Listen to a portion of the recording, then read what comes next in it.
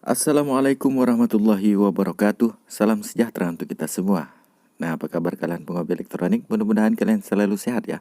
Selalu dalam lindungan Allah Tuhan Yang Maha Kuasa. Oke teman-temanku, di kesempatan kali ini saya coba untuk bereksperimen kembali untuk mengoprak-aprik dari sebuah power supply. Yang mana ini adalah power supply dari digital. Digital ini adalah digital merek nenet yang ya di tempat saya udah tidak digunakan lagi lah. Tentunya tidak bisa mendapatkan siaran. Oke, saya bongkar dulu alatnya ya, receivernya ini, controller programnya sebenarnya masih bagus, cuman siarannya sudah nggak dapat lagi bro. Kemudian untuk power supply-nya kita pisahkan. Oke, beginilah penampakan dari power supply-nya. Apakah power supply-nya ini bisa kita gunakan atau kita bongkar bangkir? Jelasnya bisa.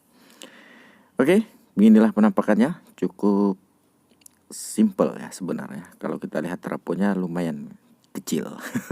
Sekarang coba kita ukur tegangan outputnya. 18,18 volt.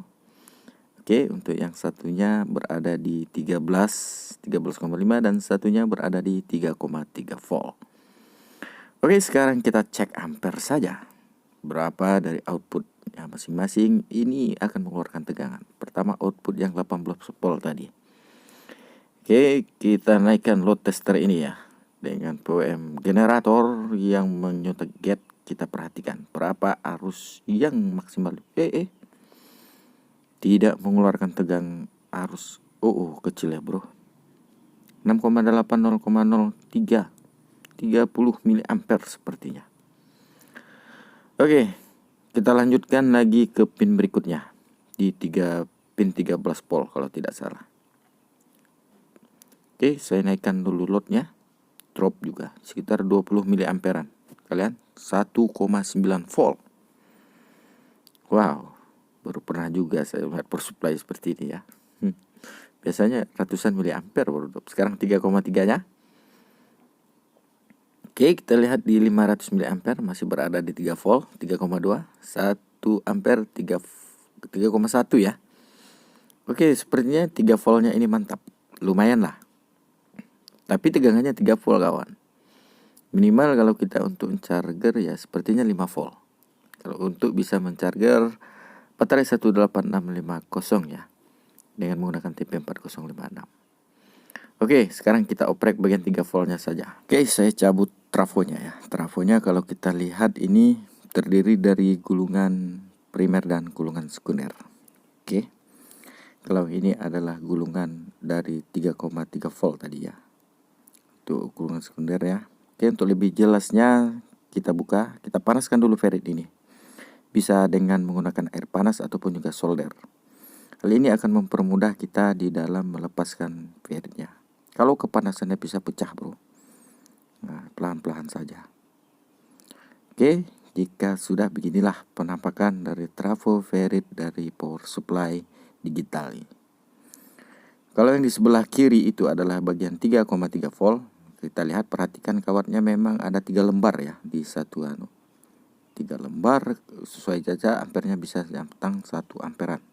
Kalau kita lihat yang di bagian 18-15 voltnya itu 1 lembar ya, kecil. Sekarang coba kita buka saja dari lilitan isolasi ini, isolasi anti panas warna kuning nih. Kita akan buka. Sebenarnya lilitan ini gimana sih model dan sistemnya gitu. Oke, yang pertama saya telah dapat itu ya, dapat kawat yang pertama. Kalau saya lihat ini adalah gulungan kawat dari bagian primer. Nah, kawatnya halus. Oke, saya buka terlebih dahulu. Dan saya catat ya, dan saya ingatkan untuk arah gulungannya. Karena ada beberapa ferrit dari power supply itu ada yang searah jarum jam dan ada juga yang berlawanan arah jarum jam. Jadi saya pun kurang mengerti juga itu pabrikan bikinnya. Oke, kalau ini sih sepertinya dia menggulungnya berlawanan arah jarum jam. Karena saat membukanya saya searah dengan arah jarum jam. Kemudian untuk gulungan ini jangan kita ubah ya untuk diameter kawat ataupun panjangnya. Karena ini akan mempengaruhi dari ya. Kemarin saya mengubah nilai ukuran bagian primer kawan, meleduk dia. Jadi memang mungkin. Jadi saat ini saya akan mengoprek dari bagian sekundernya saja. Saya tidak akan mengubah dari bagian primernya. Dan ini saya catat untuk saya ingatkan gulungan per gulungannya tadi di bagian primer ini. Sekarang untuk bagian yang keduanya, nah kita telah dapat menemukannya ya. Sepertinya ini gulungan kawatnya agak sedikit lebih banyak. Nah, oke, perlahan kita lepas. Oke, sudah terlepas. Untuk diameter kawatnya agak sedikit lebih besar daripada diameter kawat yang tadi. Oke, inilah penampakannya ya kawan ya. Kalau bisa memang kita catat. Dan ingat sekali lagi jangan dioprek bagian primernya. Ini adalah bagian primer yang kedua. Kalau saya lihat ini adalah gulungan untuk input dari plus berapa? 300 volt lebih tuh, langsung masuk ke gulungan itu. Ini gulungan primer. Ah, itu di situ dia posisinya. Sekarang saya buka terlebih dahulu ya. Kawatnya sedikit agak lebih besar kalau saya bandingkan, sedikit ya, tidak banyak karena saya memang tidak punya alat untuk mengukur diameter kawat itu. Oke, sekarang kita lepas saja kawat ini dan arahnya sama.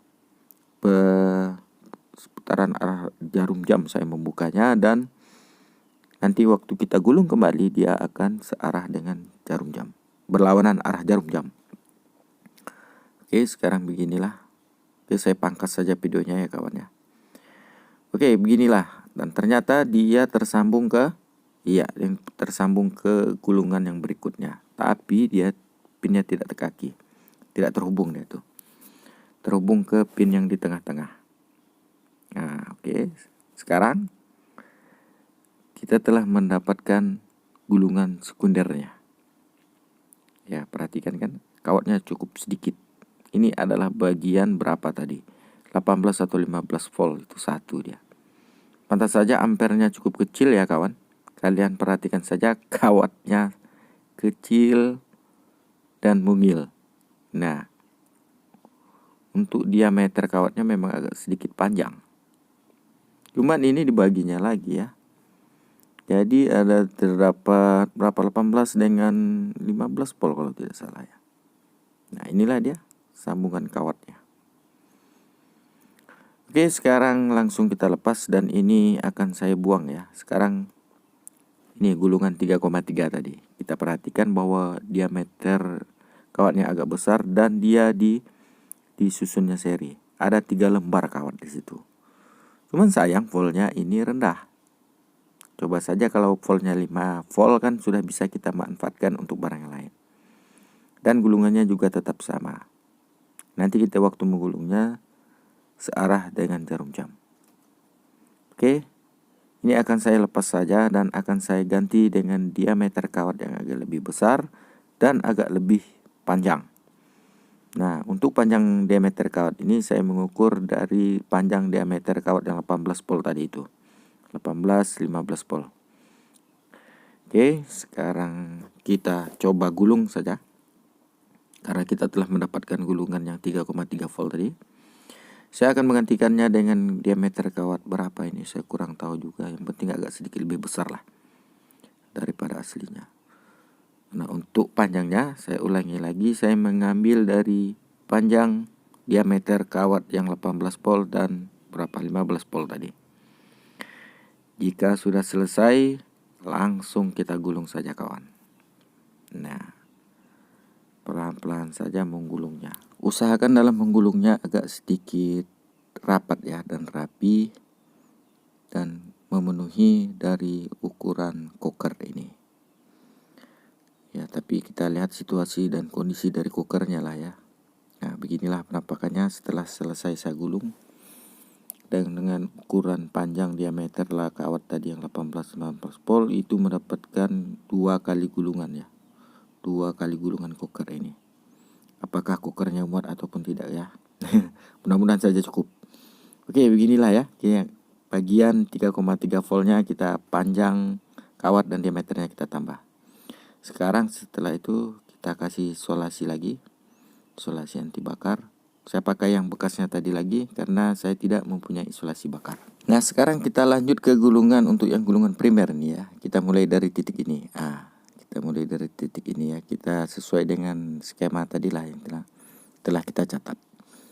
Oke, sekarang kita lanjut. Saya solder terlebih dahulu ya di bagian kiri di sebelah keduanya. Nah, di sini posisinya kawan. Oke, kita solder pesan. Nampaknya ini adalah gap sambungan ya. Sambungan ke sebelah pin nomor 3 dari sebelah kiri. Oke, jika sudah selesai maka kita gulung ya. Kita gulung, ini gulungannya berlawanan dari arah jarum jam. Oke, perlahan-perlahan saja. Nanti titik temunya di bagian paling kiri. Oke, kalau bisa rapi ya, agar apa? Agar kokernya nanti masuk mudah ke dalam, muat lah tentunya, tidak berhimpitan, karena kita kan ada memperbesar diameter kawat dan juga panjangnya. Jadi takutnya nanti kalau kita menyusunnya tidak rapi maka ferritnya tidak akan muat, tidak akan masuk. Oke, disinilah dia pin di bagian pinggir kiri sekali. Nah, jika sudah selesai kita hubungkan kembali di sini. Yang penting kita ikuti skematik yang telah kita tulis tadi lah ya, yang sesuai kita ingatkan. Ini kalau saya dari portnya, ini adalah input tegangan dari plus 300 lebih volt. Itu langsung masuk ke sini. Oke, sekarang kita coba solder saja. Jika sudah selesai, nah pastikan kawat emailnya menempel. Oke, inilah penampakannya ya. Sekarang kita kasih isolasi anti panas. Jadi setiap gulungan ataupun setiap lapis itu kita kasih isolasi anti panas, karena itu memang demikianlah dari pabriknya kawan. Sekarang gulungan yang terakhir ya sesuai dengan skematiknya saja ya.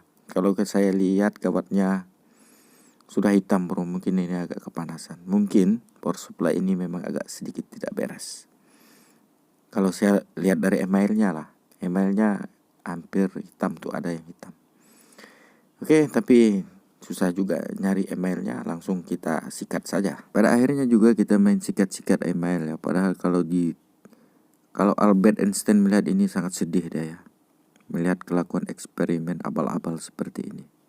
Karena ini mereka yakin bahwa kita memang tidak sungguh-sungguh dalam melakukan eksperimen. Tapi mereka tidak tahu ya bro, bahwa kehidupan kita pada zaman dulu, kita memang bukan tidak mau sekolah, karena memang ekonomi kita dulu sakit ya, jadi SD. Dan ini pun hobi elektronik kita dari teman-teman saja, kita baru mengetahuinya, tidak belajar. Dulu ilmu mahal bro, sekarang ilmu itu sangat bisa gampang kalian temukan. Bagi adik-adikku yang sedang berada di bangku sekolah, kejarlah ilmu tinggi-tinggi itu. Yakinlah dengan ilmu kita bisa menembus luar angkasa sejauh-jauh yang kalian mampu. Dengan ilmu akan diangkat derajat kalian. Demikianlah ya, jangan tiru kami yang sudah tua ini baru mau belajar dan ini. Oke, lanjut. Wah, curhat pula kita ya di sini. Oke, lanjut ya. Oke, disinilah ya titik terakhirnya tadi sesuai dengan skematik yang telah kita catat. Nah, di bagian ini bagian sekunder. Sepertinya ini bagian dari untuk menghidupkan autocoupler. Nah, autocoupler nanti bermain di situ. Gulungannya sedikit, diameternya kecil. Nah, ini sangat mudah. Yang menjadi masalah itu adalah ketika kawatnya panjang bro, malas mau gulungnya. Nah, langkah yang terakhir adalah mengukur dari gulungan ke gulungan tadi. Pastikan gulungan tersebut harus terhubung dengan baik ya. Artinya tidak ada yang putus dan harus terkoneksi ke kaki-kaki dari trafo ferrit ini. Oke, kalau kita lihat bahwa ukurnya tidak ada yang putus ya, artinya semuanya menyambung.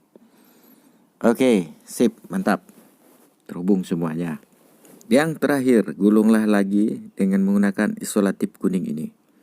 Ini adalah isolatif anti panas ya. Jadi biarpun kena panas dia tidak meleleh. Saya tidak punya isolasi ini dan saya cari di pasar tidak ada. Harus beli di toko online. Sekarang toko online datangnya lama sekali. Oke, beginilah penampakannya. Iya, ditekan-tekan sedikit karena memang agak harus Ya karena memang diameter panjang kawat di 3,3 tadi itu kan, diameternya lebih besar dan panjangnya agak sedikit lebih panjang. Jadi memang agak sedikit harus ditekan-tekan dari kawat ML-nya. Nah, malang tak berbau bro. Pecah peritnya.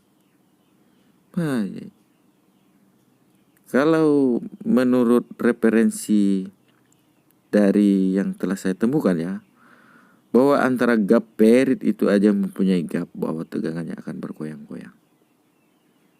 Tapi tidak tahulah ini ya, saya coba usahakan dulu karena memang sudah hampir setengah jalan ya eksperimen ini. Saya coba kasih lem besi dan saya tempelkan peritnya sekuat tenaga saya untuk memberikan hubungan antara perit yang pecah tadi. Oke, beginilah penampakannya ya kawan. Sekarang kita lihat ya, memang gosong tuh di pin sekunder tadi yang kayak saya bilang kawatnya agak sedikit gosong. Nah, di pin ini memang agak kawatnya pun hitam itu memang. Tapi tidak masalah lah ya, nanti coba kita kalau memang ini tidak berhasil kita coba kasih trafo lain ataupun kita gunakan cara lain. Tapi sebelumnya kita tes dulu lah tentunya berapa tegangan outputnya ini. Oke, di 10 volt naik bro. Tidak meleduk dia bro. Dan tegangannya naik tapi bergoyang-goyang. Artinya dari 3,3 volt bisa kita naikkan 10 volt. Tegangannya bergoyang-goyang sehingga saya coba memodifikasi dari tegangan feedbacknya. Jadi saya mencurigai tegangan feedback karena kan tegangannya sudah naik. Karena di tegangan TL431-nya ada yang mengambil tegangan referensi di 3,3. Dan jika tidak berhasil saya mengoprek pada TL431-nya ataupun di bagian feedback dari power supply ini, maka kemungkinan bahwa trafo ferrit yang pecah lah tadi yang menjadi sumber masalah. Maka eksperimen ini tidak akan berlanjut. Demikianlah eksperimen abal-abal kita kali ini kawan, semoga menjadi konten yang bermanfaat. Selamat menjalankan ibadah puasa bagi kalian yang muslim. See you next time in the video. Saya Yus Elektro. Assalamualaikum warahmatullahi wabarakatuh.